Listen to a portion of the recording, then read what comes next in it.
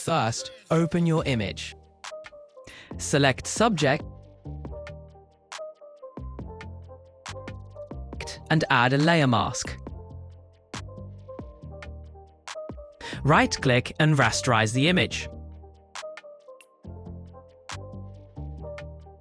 Ctrl+J to copy.